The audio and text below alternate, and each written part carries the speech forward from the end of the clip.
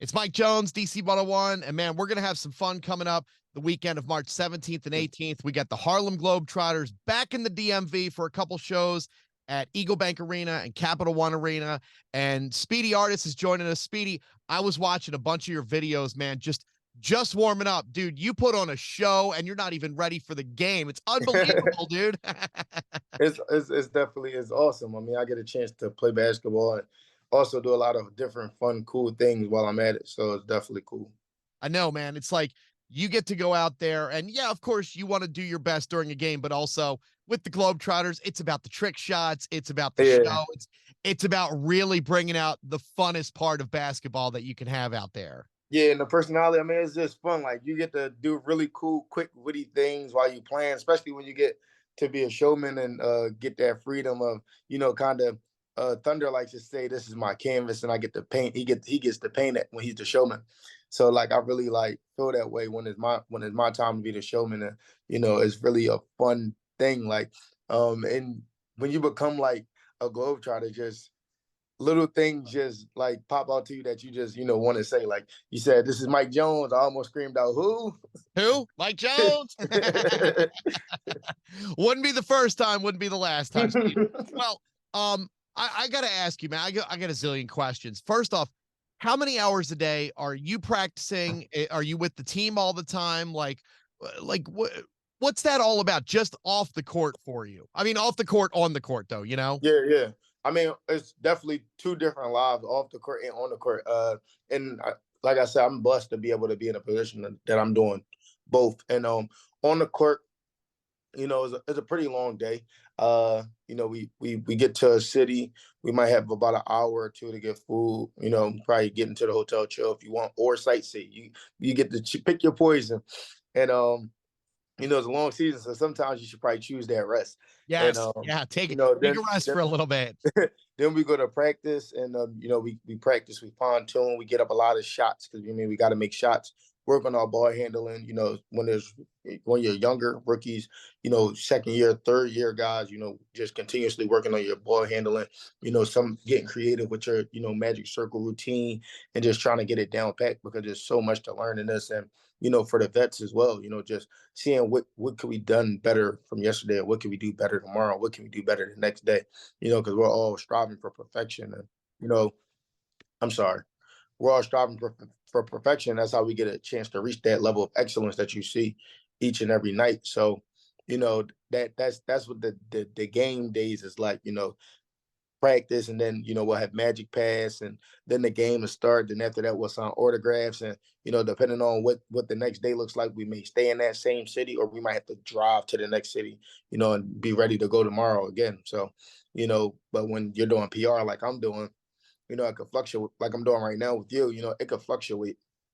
And I have days where I'll start at my go time, I say 4 a.m. on the paper, 4:30 a.m., because I got to do 5 a.m. TV and 6 a.m. TV and 7 a.m. TV and 9:30 a.m. radio, and then I'll get a break. Then I'll have a school at 11:30 or 12, and might get another little break, and then more radio. So the PR days and AA days, the advanced promotion work, it can get it can be long as well. Oh, sure. Just on the opposite end of the day. Like the game days start around 1, and you're going to be occupied until about 10:30. The AA days will start around 4 or 5, and you're going to be occupied until maybe 3 or 4. And sometimes in like bigger cities like Washington, Philly, New York, where they have NBA teams, NHL teams, and even AHL teams and G League teams and the other smaller cities, we might have an appearance at those games as well. So I could start at 4 a.m. I had a day in Philly not too long ago where I started at 4:30 a.m. and I didn't finish until I had to stay until the third intermission of the hockey game, so 9:30 or Wow. 9 o'clock p.m. So, I went that whole day. I know you love home and everything. I know Philly's home for, but that's a long day even when you are home, and you probably had friends that wanted to see you and everything Yeah, too. that was a long day for sure. I documented it because it was so long. So, I'll just follow my day along on the story if you want to know why I'm not texting you back. I'm probably somewhere, catching a quick nap. My teammate actually got a really funny picture of me. We were at breakfast, and I was just, asleep in the chair, waiting for my food to come. Crazy. Get 10 minutes wherever you can, right? If you're Right. waiting for an omelet, or if you're on the bus or whatever it might be, grab a nap. I We have this funny actually thing that I do when we're on the international tour. Funny thing that I do is I document those days, as well when I'm on the international tour, especially because international really cool people, places people will never see. So I know they enjoy getting to see it through me.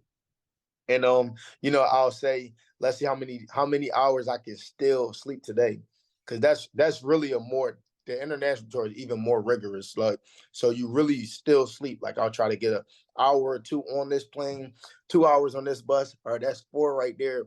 Where else can I get two in that so I can get my six in this 24?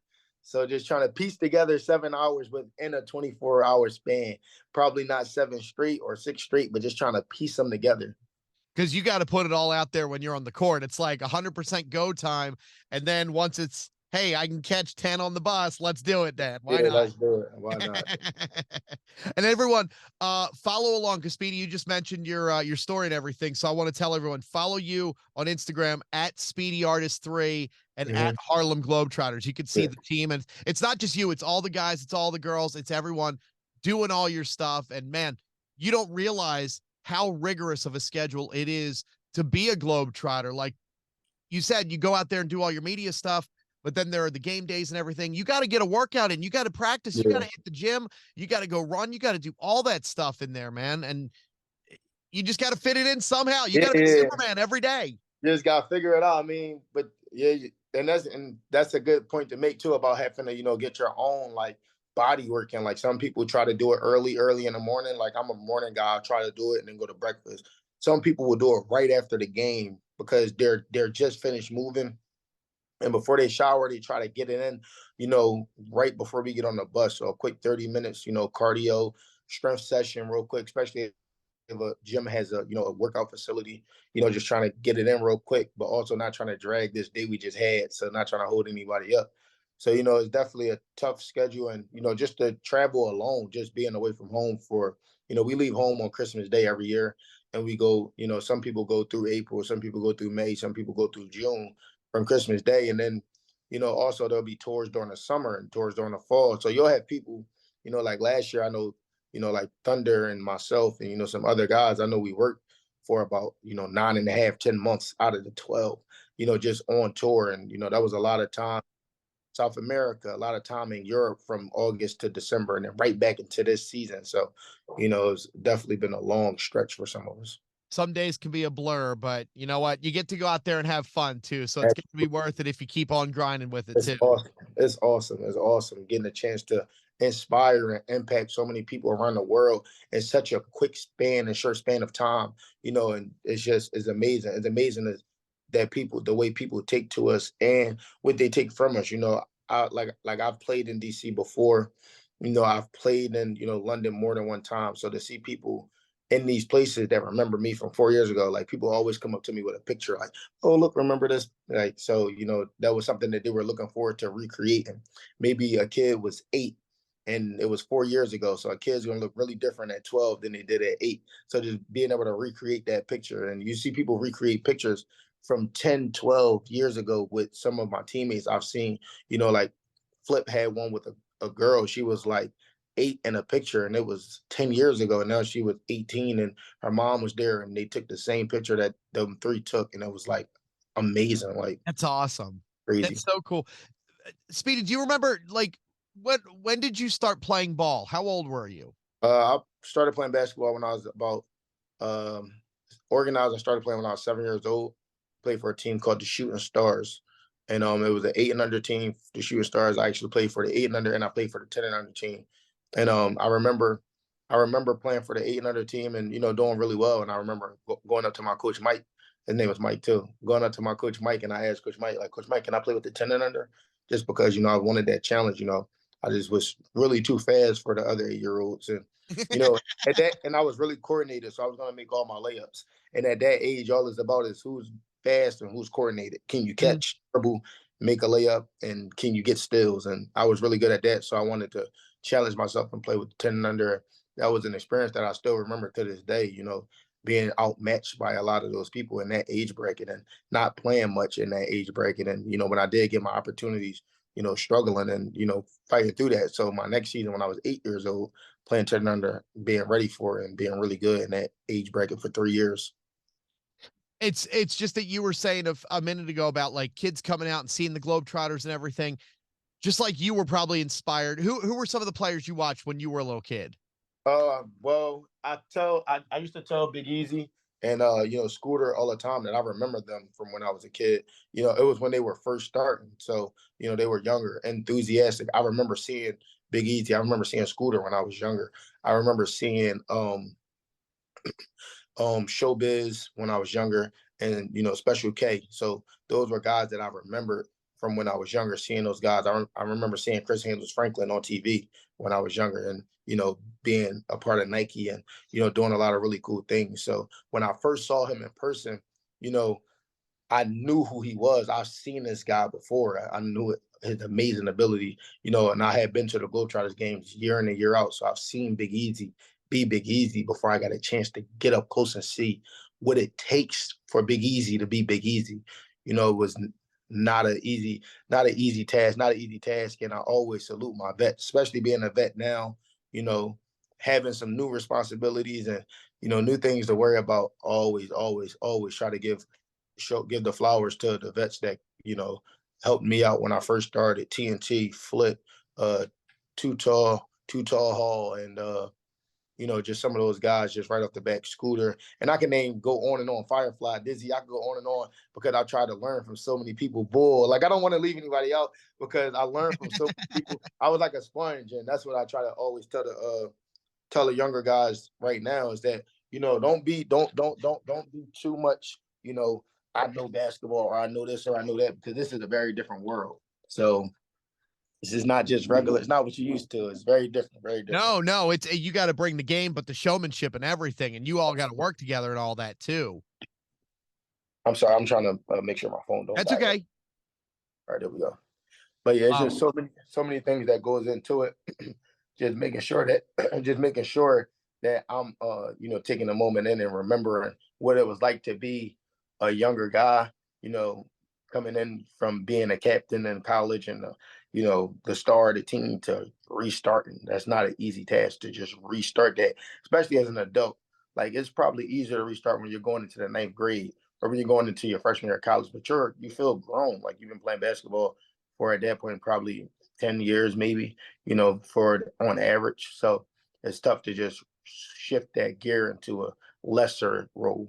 I can imagine like being an adult, it's like, oh, I got to restart and relearn and do this new system and everything. But Yeah. you must be doing all right. You've been around the Globetrotters for Yeah. quite a while now, so Yeah, you absolutely. adapted pretty well. Absolutely. And just like I tell those guys all the time when I'm giving them advice or when we're talking that I've been through every emotion of being a globetrotter as far as all the things that I say. I'm not just speaking it just to speak it or because it sounds cool. I'm speaking it from experience. I struggled with going from I am a natural born leader. So I struggled with going from being the leader almost instantly everywhere to being around other people that are natural born leaders as well. Like this is a lot of the best of the best. So it's just a much different structure. Like I'm not going to walk in like I did my freshman year of college and by game 7, I'm going to be the captain of the team. This is the other captains of the teams from 50 states and, you know, hundreds of cities and years of basketball. You're 20, 23 walking in here, 35-year-olds here, 33-year-olds with 2 kids, and you're not listening and his son not listening on the same day is not gonna mix. Like just trying to tell his son to do his homework or listen to his mom over the phone, and then I gotta come into the gym and I'm trying to tell you something that you don't know or understand. You're trying to tell it to me back. That's some of the struggles. So I went through my fair share of head bumps, and I had to learn some things the hard way. But I always was a sponge. I always was eager to learn. So even in my reactionary it was never like I knew what I was doing or I knew more. It was always just, me just being a leader or probably over talking sometimes or overstepping sometimes. Never really me not taking heed to what's being said. So I just always, like to let them guys understand that, I love their passion, just always take heed to what's being said. Absolutely. Let me ask you this, Speedy. You said, you've said a couple times you're a sponge about learning things. Yeah. When you're traveling around, when you're at the gym, when you're at breakfast, when you're just riding on the bus, are you looking around and thinking, what can I do for my next trick? Are you always looking for that Mm. inspiration of stuff? Oh yeah. I mean, especially as of late, over the last like year, as I've gotten the opportunity to, grow in the organization, become a showman at times. Um, Me and be a sidekick to the showman a lot of nights. Like one person that I spend a lot of time just brainstorming with is Thunder. We're always trying to figure out ways to make the show better, make the game better, how to bring out our characters more, and how to actually elevate the characters around us, because when everyone else is elevated, it just elevates it elevates what we're doing, it elevates what we're trying to accomplish here. So, if my star can shine as bright as it can right next to Thunder's, and then we can get everyone else star to shine bright with us, then we just have this glowing aura about our game and the night that you're having, and it just feels like fun and family and love. And that's something that makes me tick. I'm always wondering, how can I not only get better, but how can I help these guys around me and these girls around me be better and make their moments great, for when they're playing in front of their mom and dads and daughters, and they're posting videos, and, how can I help them feel like, they're doing something really amazing, because I know what that feels like. I saw one of the videos, and listen, you don't have to brag, Speedy. I'm going to brag for you this whole time. I saw you half court from turn around like I'm sitting right now, turn around half court, and then did another one straight ahead. I was just like, and it was no big deal for you. You're like, I got it, no worries. Yeah, I mean, I've always kind of loved shooting trick shots. It's kind of, the only thing that I could do before I was a Globetrotter. Um, I never could do any of the tricks that I could do now. I had to really, really work at that. But I just always was infatuated with making cool trick shots, half court shots, throwing the ball off the wall, letting it bounce, just doing cool stuff like that. Always been really cool. Yeah, you just gave me an idea. I think I'm going to post one of my really, really old trick shots before I was a Globetrotter now. And it's just like those shots are just I just like to post them because they look cool, and they're awesome. They take work, but also I don't think that people realize that those shots are like, they can be symbolism. You can accomplish anything, you can do anything. It might look crazy, but if you just I think I'm gonna make every shot that I shoot. So it looks crazy to you. Yeah, I'm on top of City Hall today. I'm gonna shoot a shot. It looks crazy, but I know I can make it. I know I can make it. Man, Thunder went up with me to shoot the City Hall trick shot. And he'll tell you just how I was talking about the shot. Like, it was never a doubt in my mind. And he was like, all right. And I'm like, Thunder, I'm gonna make this shot. Like, no I, problem, I I promise. love that. I saw I saw another guy. I didn't write his name down. I'm sorry, but he was in the stands a good 100 feet away. I was like, there's no way he's making it. Boom, nothing but net. And then Yeah, and here's what I think the secret is for you guys, Speedy. Every video I've seen, you'll turn around and just do the no look walk away. Like, it's gonna happen. I'm already gone. I'm out of the video. yeah, I'm done. yeah. I probably got a good. It probably was either Jet or maybe Wham. Those two guys It are was really Wham. That's who it was. Wham. Yeah, Wham with the braid. He had braids, right? Wham, he goes up into them stands. He shoots that hook shot. He's a world record holder for his hook shot. His hook shot. He has a world record for his hook shot. And Wham is amazing. One of my favorite teammates. One of the coolest guys you'll meet. Very humble guy. Story very much similar to mine. Um, while I had a really decorated college career, Wham was pretty much counted out, and he plays with that chip on his shoulder. He moves with that chip on his shoulder, and his star just shines so bright, and his aura is so bright. And you see him on the side of the bus. You see his jersey on sale, number 40, Wham. At Rock Middleton on the gram. Go get that jersey. Go tap in with Wham. See what he all about. Really cool guy. Really, really, really special guy. Really special talent. I love, man, I just love all the positivity that you're putting off, Speedy. Like, every time I saw an interview with you doing stuff all around DC today, like, I Yeah. just see that smile on your face, man. You look like, yes, you're tired, like we talked about earlier. I'm I'm sure you want to catch 5 minutes in that bed over there, but you always have a smile. And that positivity is such a big part of the Globetrotters experience Yeah. too. To show that off to the community and the kids and the families, that's one of the things that really stands out for all of you guys and girls to me.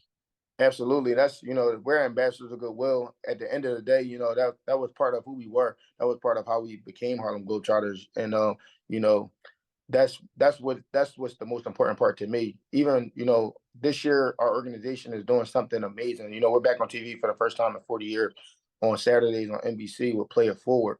And you get a chance to, you see Jet at the games, you see Cheese at the games, but with Play It Forward, you get a chance to see Latif and Brawley go into the communities and be who they are. And, like you say, you're on my Instagram and you know, as the summer approaches, you're gonna see my content kind of shift because I am so invested in my community.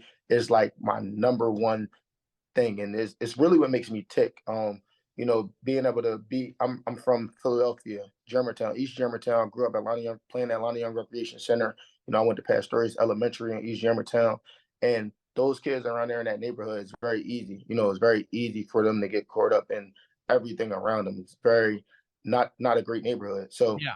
knowing that I grew up in that same park, went to them same schools, we do a community day, we do a summer league, we try to, uplift the community as in many ways as possible. So me and my friends, I feel like we do a great job at that, and we're just getting started, honestly. So, looking forward to the summer. I'm always in my hotel rooms working on the summer, so that's really what I've been looking forward to. That's awesome, Speedy. Well, you know what? I want everyone again. I said it earlier. I'll say it again. At Speedy Artis 3 on Instagram, at Harlem Globetrotters. Follow along, and we're gonna get you guys a couple shows here in DC. EagleBank Arena, March 17th and 18th. Capital One Arena, March 18th. So everyone can get your tickets at harlemglobetrotters.com/DC. And Speedy, next time we do an interview, I'm going to come down there. I want to get on the court with you, and I want you to show me how to do a couple things. Like, how do you spin three balls at once? How do you do Yeah. Well, that's more of Dazzle's alley, but I can show you how to spin a basketball on your finger for sure. We could do some cool tricks. He try to, make some shots. I showed one of the reporters earlier how to make a few baskets in a row. She was struggling. I just gave her a quick tip, and she made about five or six straight. Man, I'm a 0 out of 10 at basketball, Speedy. So you're gonna Yeah. have to put in some work with me, my man. Let me tell you, I teach people. I have a training business in Philly. It has an Instagram too at Underdogs Basketball with a DAWGS, not a DOGS. Underdogs Basketball, and I teach people from 4 years old to pros. So you ever see the episode when he be like on of The Office when he says, "Now explain it to me like I'm 5." I'm like really good at that, so I can really. That's what I told her this morning. I can just break it down in the simplest forms for you, and I could teach anybody how to get a basket. That's what I'm good at. All right, he's the master then. I'm gonna take you up on the lesson next time, Speedy. Well, brother, once again, harlemglobetrotters.com/DC. Get your tickets for all the shows coming up. And I'm sure this won't be the only time the Globetrotters are here in DC. Always a great time. Speedy, thanks, man. Thank you, appreciate it.